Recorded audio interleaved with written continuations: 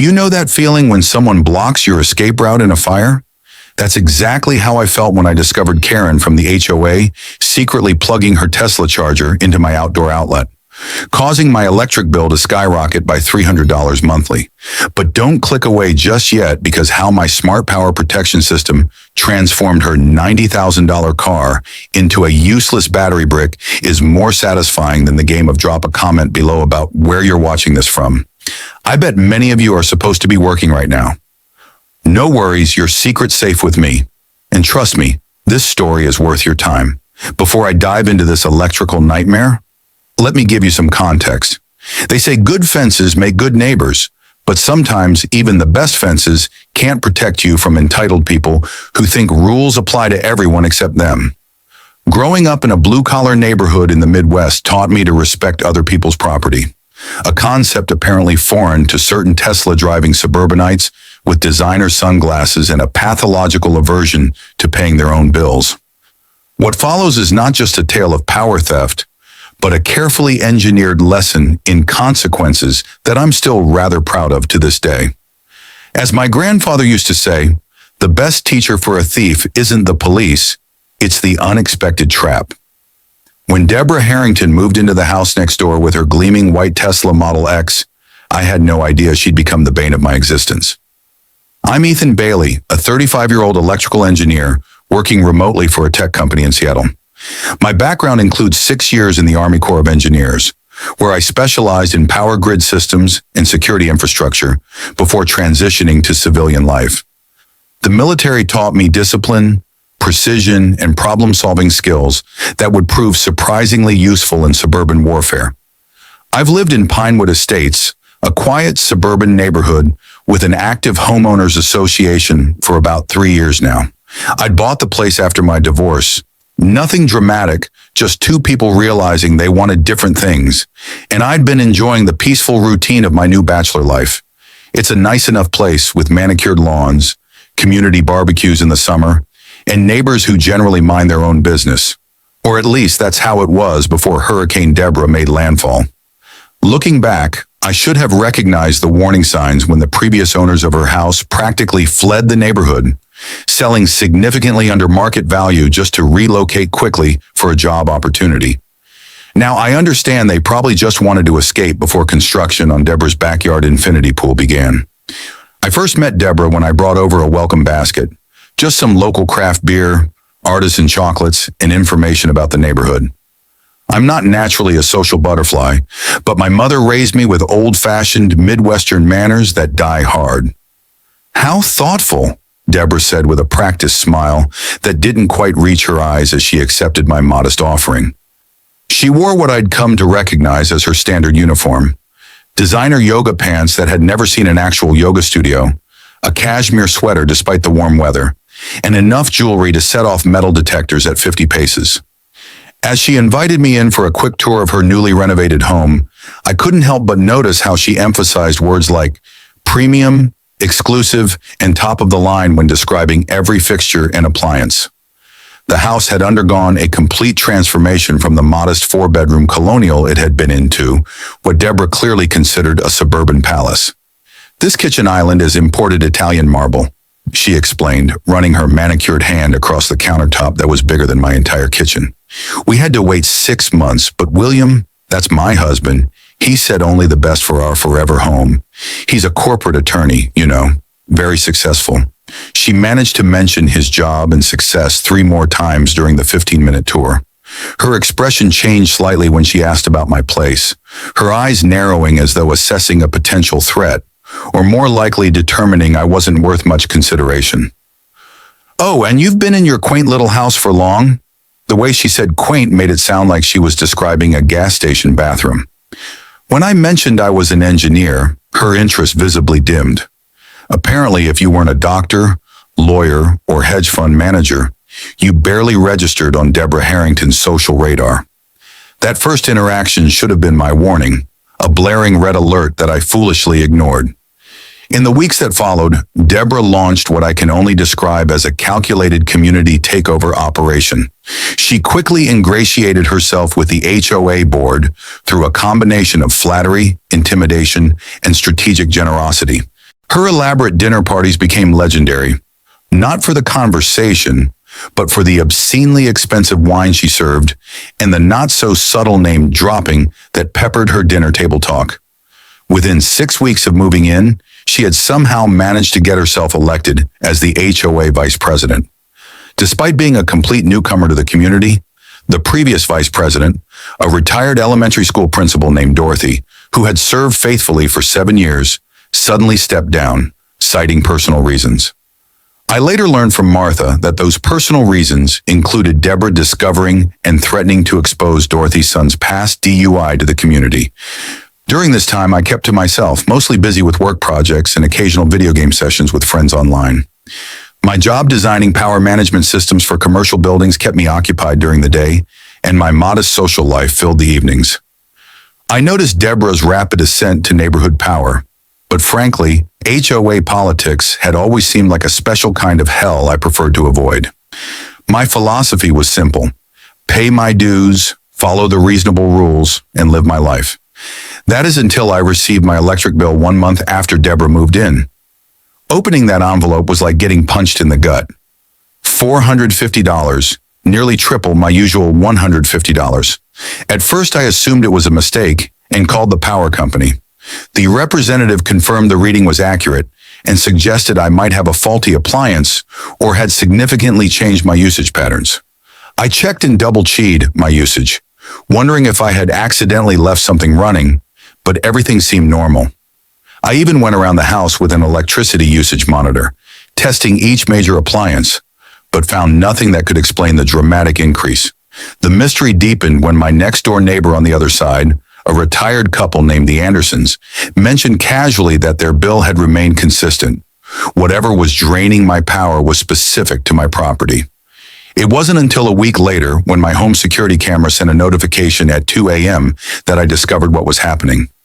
I groggily checked my phone and nearly fell out of bed when I saw Deborah Harrington dressed in designer pajamas and a silk robe sneaking across my backyard with a long extension cord. She plugged it into my outdoor outlet, the one I used for yard work, and ran the cord along our property line. Cleverly concealed by the shrubs she had suggested, the HOA plant for enhanced neighborhood aesthetics.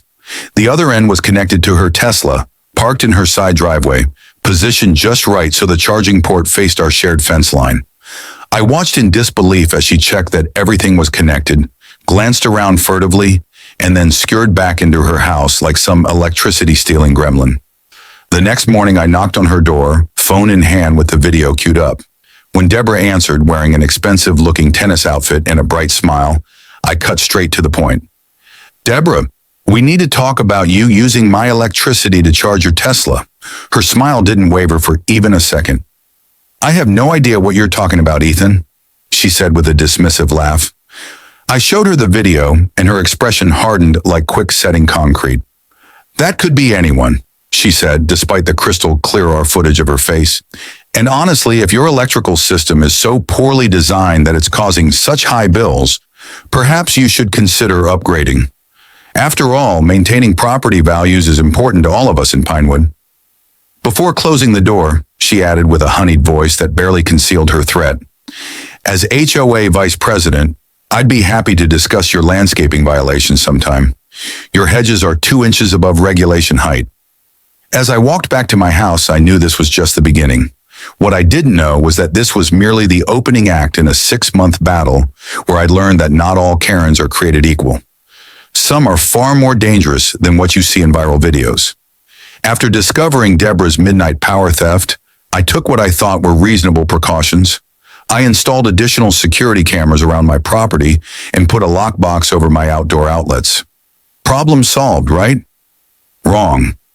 Within 48 hours, I received an official HOA violation notice in my mailbox claiming my unauthorized exterior modifications. The lockboxes were against community guidelines and had to be removed immediately. The letter was signed by Gregory Palmer, the HOA inspector, but I recognized Deborah's handiwork. Gregory was a 58-year-old former middle manager who'd been laid off during corporate downsizing and now wielded his clipboard and rulebook with the righteous fervor of a crusader. He showed up at my door the following day, chest puffed out importantly. Mr. Bailey, I'm here to ensure compliance with the removal notice you received. I tried explaining about Deborah stealing electricity, even showing him the security footage, but his expression remained impassive. That's a private dispute between neighbors, he said firmly. The HOA doesn't get involved in such matters. However, these unapproved lockboxes are definitely within my jurisdiction. When I reluctantly removed the lockboxes under his watchful gaze, I caught a whiff of expensive cologne and noticed his new designer watch. Later, I learned from another neighbor that Deborah had been hosting appreciation happy hours for HOA board members, where the scotch flowed as freely as her complement. That weekend, I decided to attend the monthly HOA meeting for the first time since moving in. The meeting was held in the community clubhouse where about 30 homeowners gathered in uncomfortable folding chairs. When the floor opened for resident concerns, I raised my hand and began explaining the situation with documentation in hand. I'd like to address an issue regarding unauthorized use of private electricity. But before I could finish, Deborah interrupted smoothly. Point of order, she called out. Personal disputes aren't appropriate for the general meeting agenda. They should be submitted in writing to the board first. The HOA president, a balding man named Frank, who seemed perpetually confused, nodded in agreement. Yes, procedure must be followed. Please submit your concern in writing and we'll review it at the next board meeting. As I sat down frustrated, Deborah gave me a smug smile from her seat at the board table. Then came the real bombshell of the evening. Next agenda item, Frank announced. Approval for installation of community charging stations in common areas. My attention snapped back to the meeting as Deborah stood up with a glossy presentation folder. As we all know, green energy is the future. She began with practiced enthusiasm. I propose we install 4 level 2 charging stations near the community center parking area. This improvement will increase property values and show Pinewood Estates is an environmentally conscious community. What she conveniently failed to mention was that one proposed station would be located just yards from her house in the common area adjacent to my property. After the meeting, I lingered to review the proposal documents and discovered something that made my blood boil. The electricity costs for these charging stations would be billed to the HOA and distributed equally among all residents as part of our monthly dues. In other words, Deborah had found a way to make the entire neighborhood pay for charging her Tesla. When I looked at the installation plans for the new outlets, an uncomfortable reality hit me. This wasn't just between me and Deborah anymore. She had turned the entire neighborhood into a free energy source for her expensive car. And worse still, they didn't even know they were being scammed. I needed to understand what I was up against. So I spent the next few weeks researching HOA regulations, local laws, and electrical codes. If I was going to fight Deborah, I needed to know the rules better than she did. My military engineering background helped. I'd learned that in any battle, intelligence is as important as firepower. I discovered that while HOAs had considerable power over external property appearance, there were limits to their authority, especially when it came to utilities and safety measures. During my investigations, I met Martha Wilson, a 68-year-old widow who'd lived in Pinewood Estates since it was built. Martha had sharp eyes, a sharper tongue, and seemingly knew everything about everyone. That Harrington woman, she said over coffee at her kitchen table, she's got half the board eating out of her hand like trained poodles.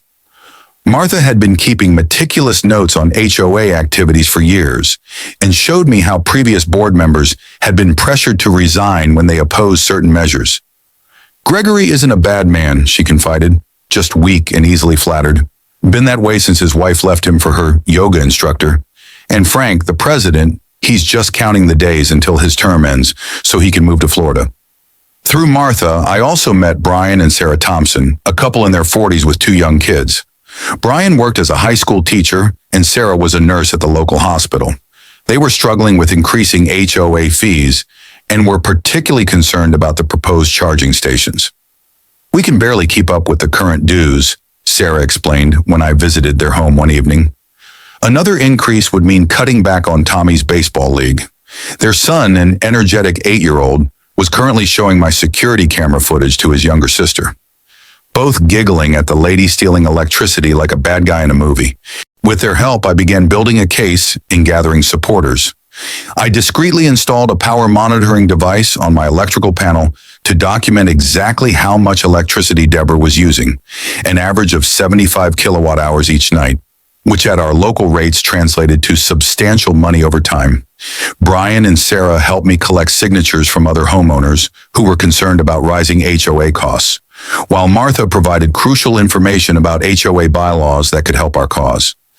By the time the next HOA meeting approached, I had compiled a comprehensive dossier, video evidence, power consumption data, cost calculations, and signatures from 23 households opposing the charging station proposal without proper individual metering. I felt prepared, confident even.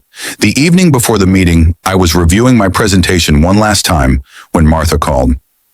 "Ethan, the meeting's been postponed," she said, her voice tight with anger.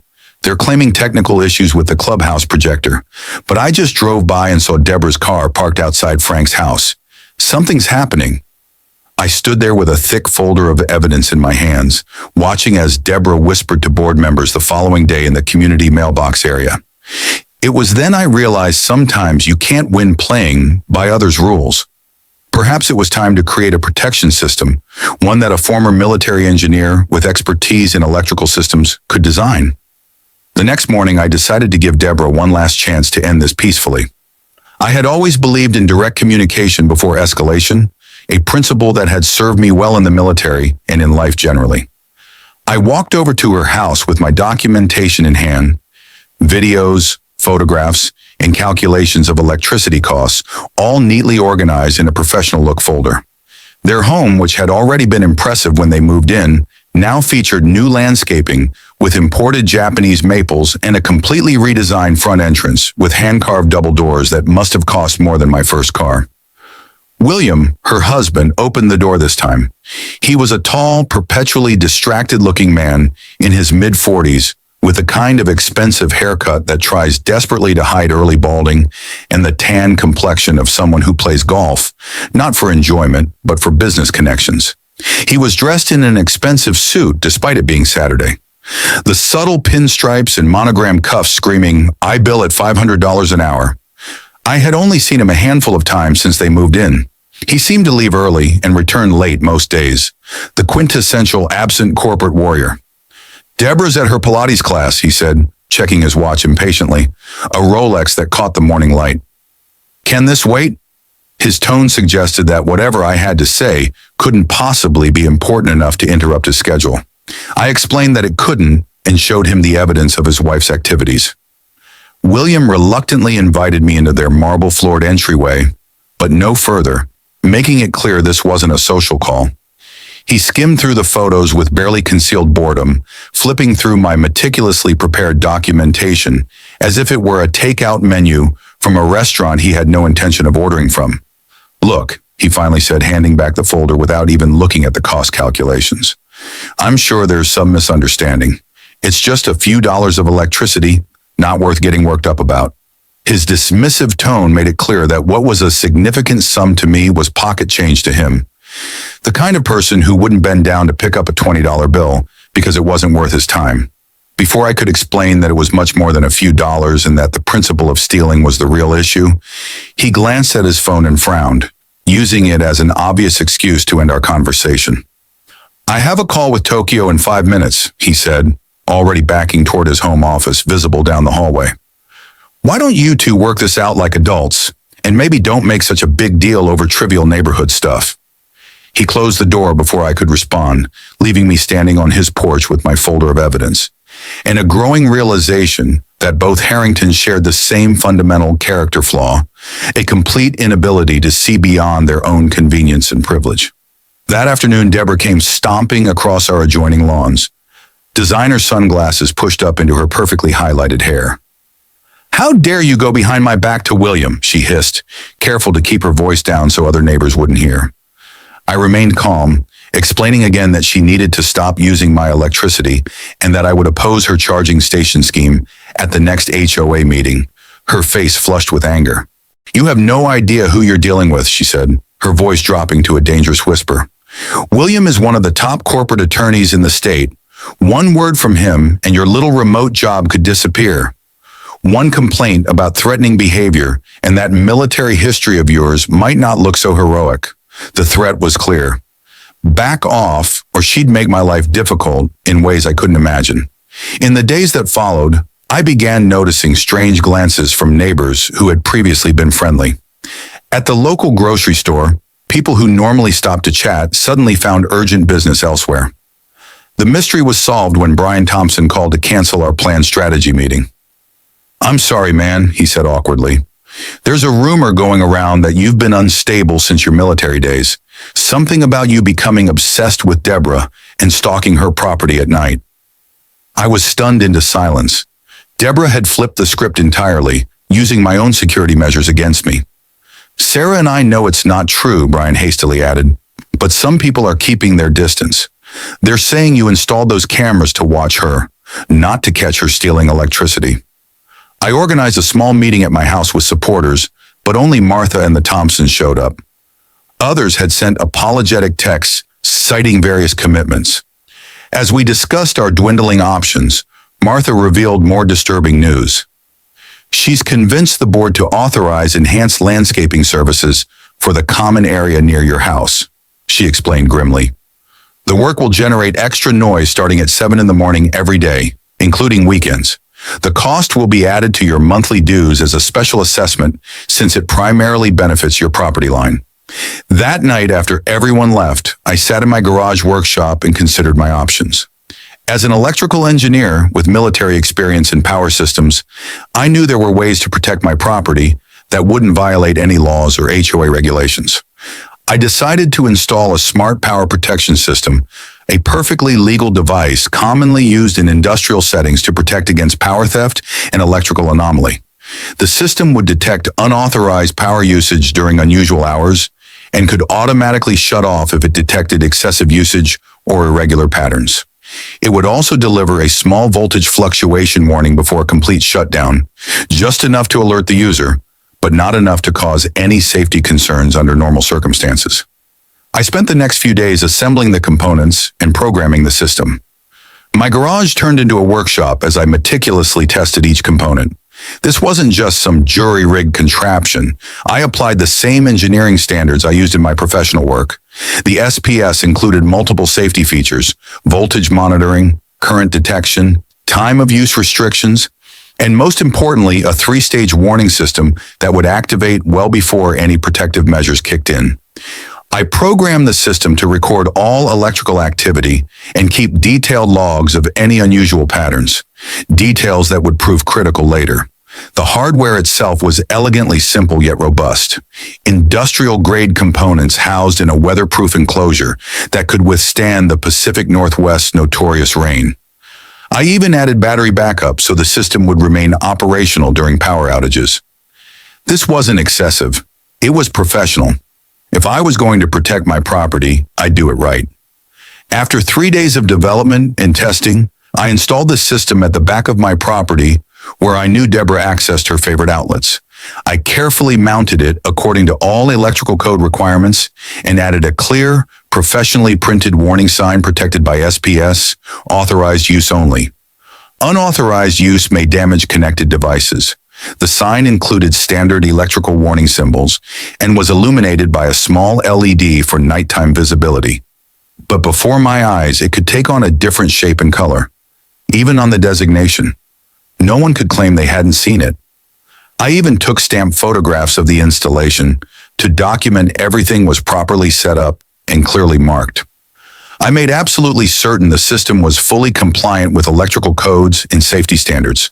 The last thing I wanted was legal liability. I reviewed the National Electrical Code specifications twice and consulted with a buddy who worked as a city inspector to confirm everything was up to code. The system was designed not to harm people or property under normal use. It would only activate protective measures after multiple warnings were ignored, and even then it would simply create a controlled fluctuation before safely disconnecting.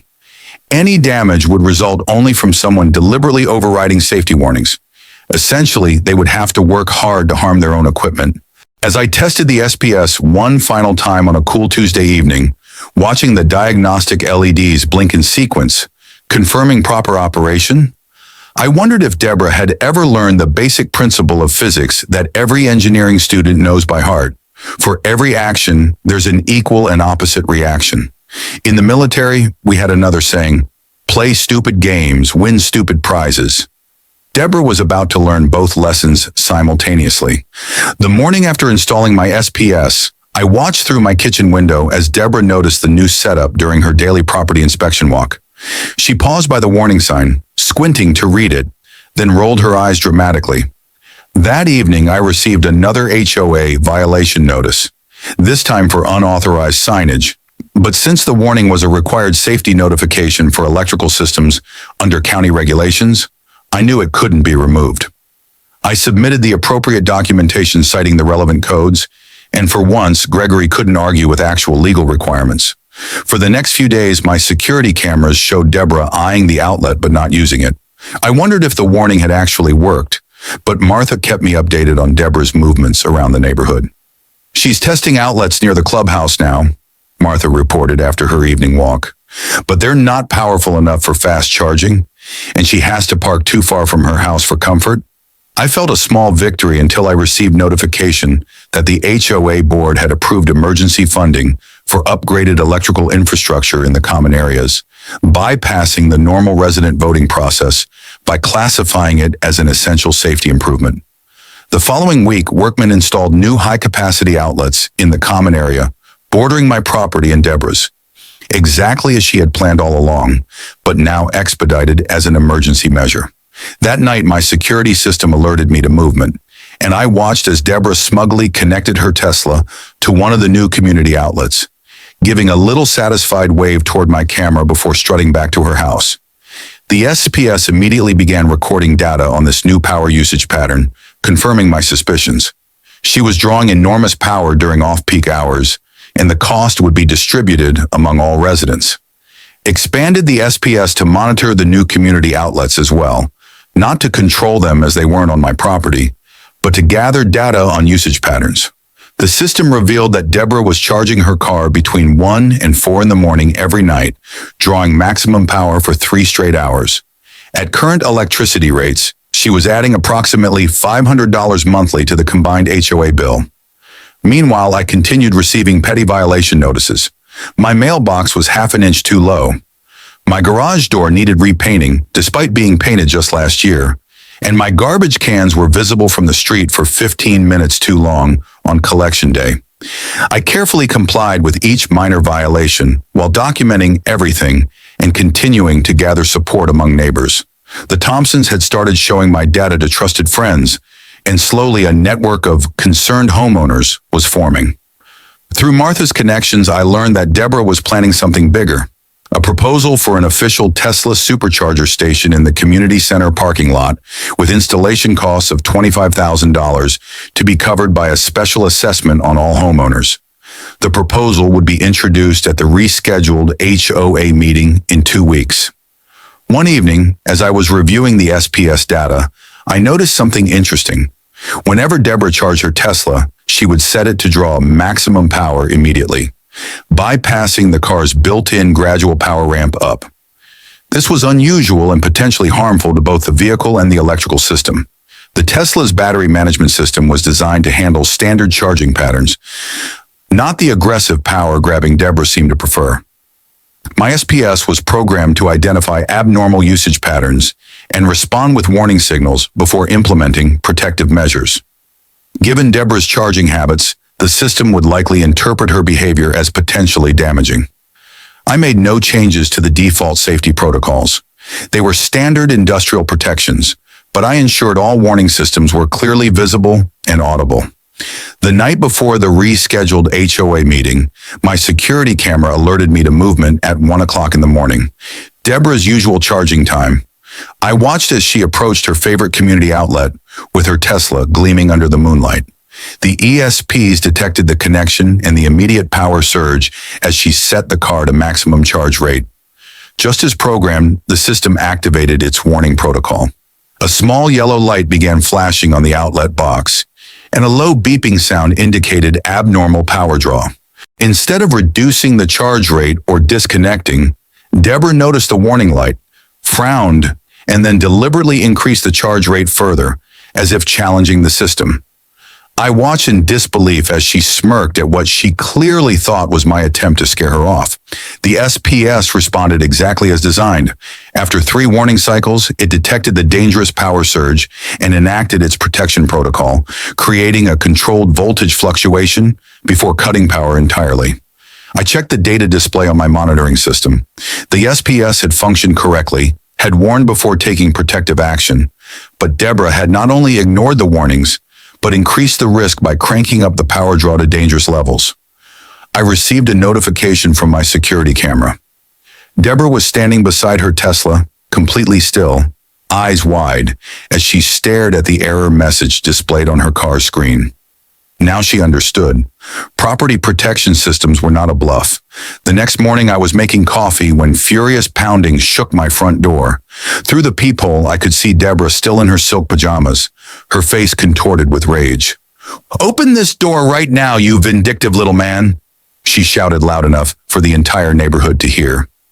I calmly opened the door, coffee mug in hand. "Good morning, Deborah. Is everything okay?" Her eyes were wild as she jabbed a finger at my chest. "You know damn well everything is not okay. You destroyed my car, my Tesla is bricked, completely dead, and the diagnostic system says it's because of a power surge. You did this." Several neighbors had emerged from their homes, watching the confrontation from their driveways. I maintained my composure, speaking clearly so the gathering audience could hear. I installed a standard smart power protection system to prevent unauthorized use of electricity with clearly posted warnings about potential risks of misuse. Did something happen to your car while you were using community power at 1 o'clock in the morning? Deborah's face flushed as she realized people were watching.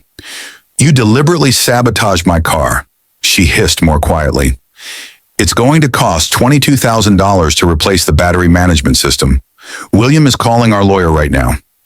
"I'd be happy to explain the system to your lawyer," I replied, retrieving the documentation from my SPS from just inside the door. "Here's the technical specifications, safety certifications, and warning notifications. The system is designed to protect against unauthorized usage in dangerous power conditions. Exactly what occurred when you ignored the warning lights and increased the power draw instead of disconnecting." I gestured toward my security camera. "I have footage of you ignoring the warning signals and deliberately increasing the charge rate, which triggered the safety protocol. The system functioned exactly as designed and certified. William arrived 20 minutes later in his Mercedes, phone pressed to his ear. He ended the call as he approached us looking annoyed at the whole situation. "Ethan," he nodded curtly. "Deborah tells me you've damaged our Tesla with some homemade electrical trap." I handed him the technical documentation without comment. Unlike his wife, William actually read it, his frown deepening as he flipped through the pages. "This says the system has clear warning indicators that activate before any protective measures," he noted, looking at Deborah. "Did you see any warnings?"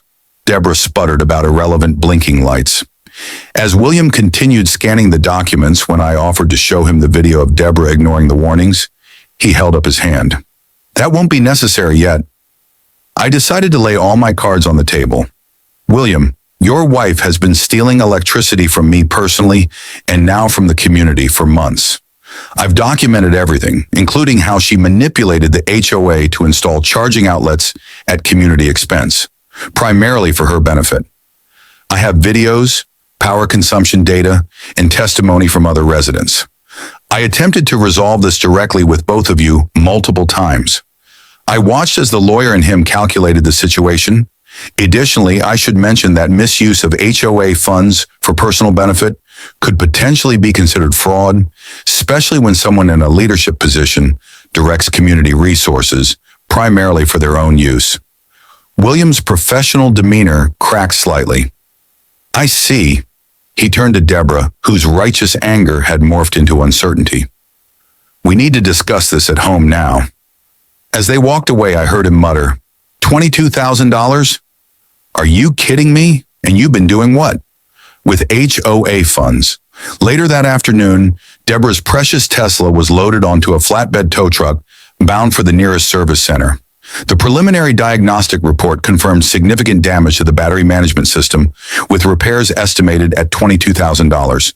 Worse for Deborah, the damage wasn't covered under warranty because it was classified as resulting from improper charging practices and disregarding safety warnings. As the car was towed away, Deborah turned to me with hatred in her eyes. "You haven't won yet, Ethan. The HOA will back me on this." I smiled. "Actually, I think we need to meet at the special HOA meeting I've just requested. I believe everyone would be very interested in seeing these videos and learning who they've been paying electricity for all these months." The special HOA meeting was held the following week in the community clubhouse with record attendance. The tension in the air was palpable as neighbors who normally only exchanged casual waves at the mailbox now sat shoulder to shoulder, whispering in small groups. Nearly every household was represented with people standing along the walls after all the chairs were filled. I arrived 15 minutes early to set up my presentation and was surprised to find Martha already there, organizing a stack of documents with military precision. "Just some light reading material," she winked, sliding a copy my way. It was a complete record of every HOA financial decision for the past 6 months, annotated with relevant bylaw sections that had been violated. Martha had been preparing for this showdown longer than I realized. Frank, the HOA president, a balding man with perpetually sweaty palms, who'd been looking forward to retirement in Florida before getting entangled in Deborah's schemes, looked nervous as he called the meeting to order. His hands trembled slightly as he adjusted his reading glasses, especially when he noticed Martha distributing her printouts to attendee. Deborah sat in the front row wearing an outfit that probably cost more than most people's monthly mortgage payment, her arms crossed and expression stormy. William was conspicuously absent. Apparently Tokyo needed him again. "We have a special presentation tonight," Frank stammered, his voice cracking slightly as he avoided Deborah's laser-like glare from the front row. "Ethan Bailey has requested time to address a community concern." The room fell silent as I walked to the front, laptop in hand. I felt calm, prepared. This wasn't so different from military briefings I'd given, except the stakes were personal. As I connected my computer to the projector, I noticed Brian and Sarah Thompson giving me encouraging thumbs up from their seats, their children beside them with coloring books to keep them occupied during what promised to be a lengthy adult discussion. I had asked Brian earlier if the meeting was appropriate for kids, and he'd responded, "They should see that standing up to bullies works," which pretty much summed up why I liked the Thompsons. I connected my laptop to the projector and began methodically presenting my evidence. Security videos of Deborah stealing electricity, power consumption data, and detailed calculations of costs. For the past 6 months, I explained, the Harrington household has been using approximately 75 kilowatt hours of electricity nightly from community sources. At current rates, that's roughly $500 monthly added to our collective HOA bills.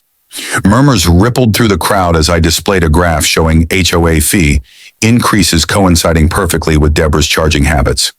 Furthermore, I continued the recent emergency electrical upgrades were pushed through without proper voting, specifically to facilitate this ongoing abuse of community resources. I also explained the SPS I had installed, demonstrating that it was a standard industrial protection system with proper certifications and warning mechanisms. When unauthorized usage is detected, the system provides clear visual and audible warnings before initiating any protective measures. Unfortunately, these warnings were deliberately ignored, resulting in damage to the connected device. I played the video showing Deborah not only ignoring the warning lights, but actually increasing the power draw in apparent defiance. Deborah jumped to her feet, face flushed. "This is character assassination. He's been harassing me for months with his cameras, and now this ridiculous presentation. The board should remind everyone that unauthorized recordings of board members is against HOA policy, but her usual air of authority had evaporated." From the back of the room, Brian Thompson stood up. "My family has been struggling to pay the increased HOA fees," he said quietly.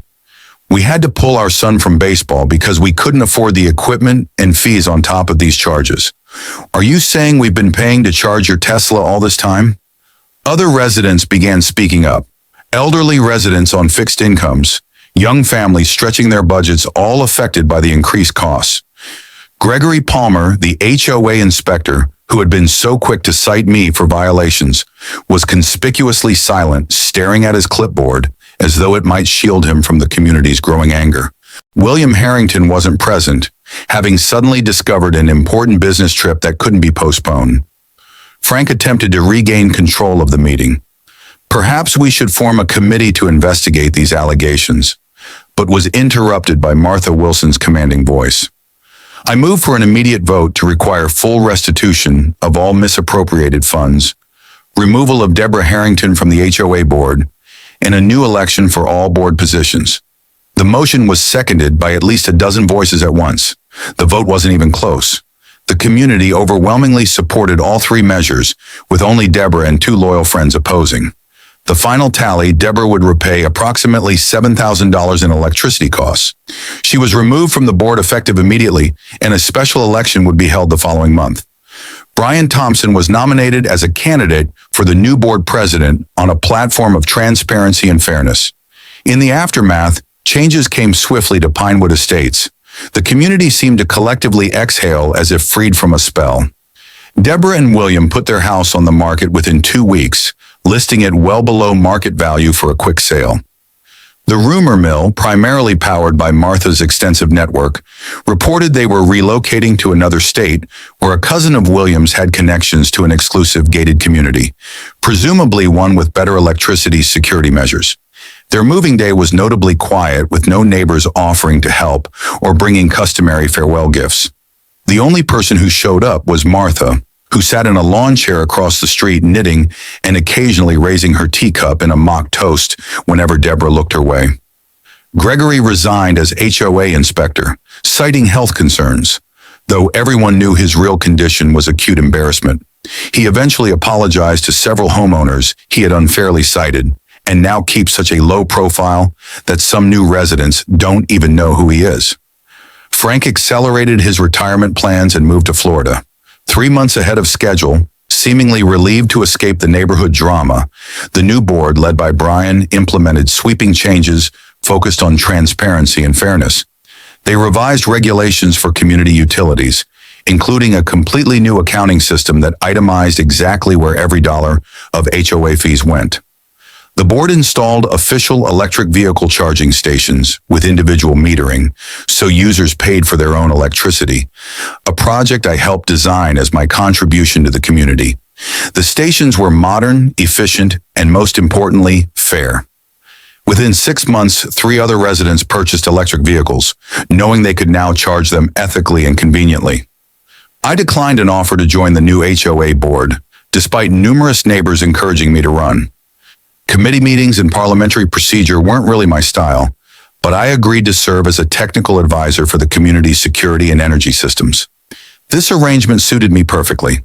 I could contribute my expertise without sitting through hours of discussions about appropriate mailbox decorations or the authorized shade of beige for exterior paint. The Thompson son rejoined his baseball league, with the team going on to win the regional championship that summer. Sarah organized a community watch program that actually focused on genuine security issues rather than policing minor rule infractions. Martha started a community garden in the common area where residents could grow vegetables and flowers, transforming a previously unused space into something that brought people together.